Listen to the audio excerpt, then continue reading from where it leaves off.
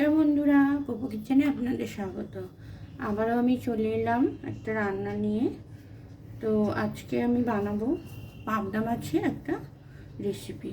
তো এখানে পাবদা মাছ আমি নুন হলুদ মাখিয়ে নিয়েছি, আর এখানে একটা কড়াই বসিয়েছি। কড়াইতে দিয়ে দেবো আমি সর্ষের তেল মাছটা ভাজার জন্য।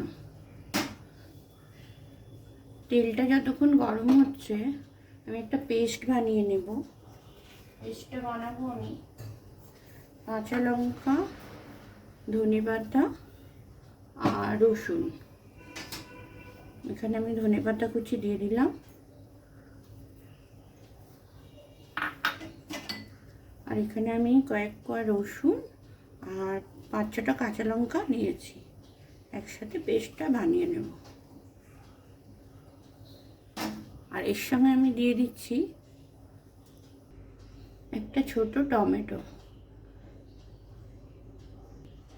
তেলটাও গরম হয়ে গেছে, মাছগুলো ভেজে নিচ্ছি।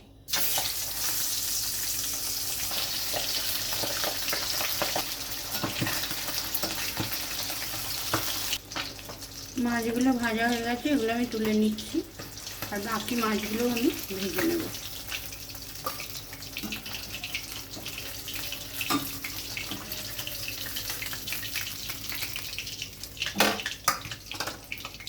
বাকি মাছটাও আমি দিয়ে দিচ্ছি।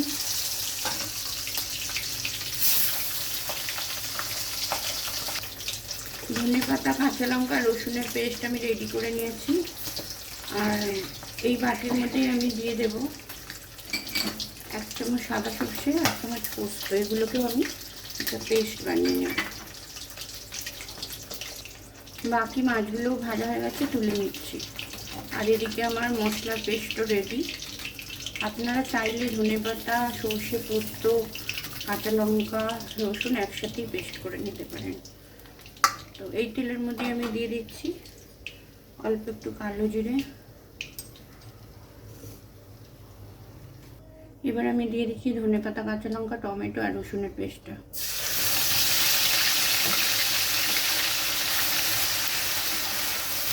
দিয়ে একটু নেড়ে চেড়ে নেব। এবার আমি দিয়ে দিচ্ছি একটু পরিমাণ মতো লবণ,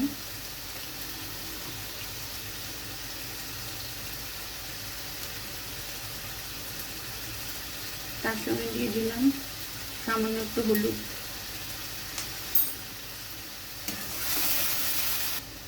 এবার আমি দিয়ে দিচ্ছি সর্ষে পোস্ত যে পেস্ট, সেটা।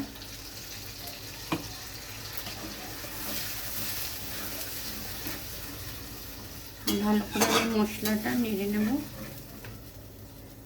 এবার আমি দিয়ে দিচ্ছি কয়েক দানা চিনি। চিনিটা দিয়ে আবার একটু ভালোভাবে নাড়বো খুন্তি দিয়ে। মশলা থেকে তেল ছেড়ে গেছে এখন।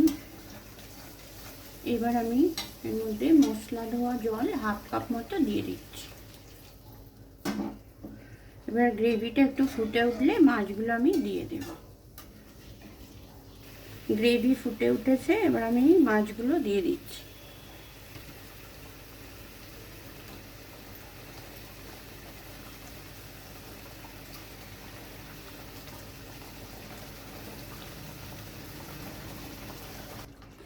একটু হালকা হাতে নেড়ে নামিয়ে নেব।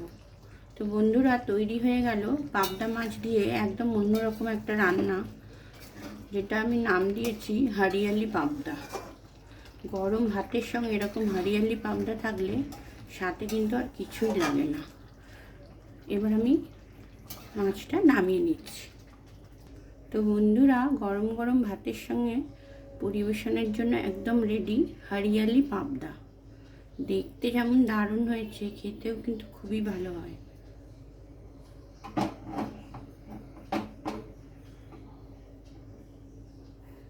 তো আজকের মতো টাটা, আবার দেখা হবে অন্য কোনো রান্না নিয়ে।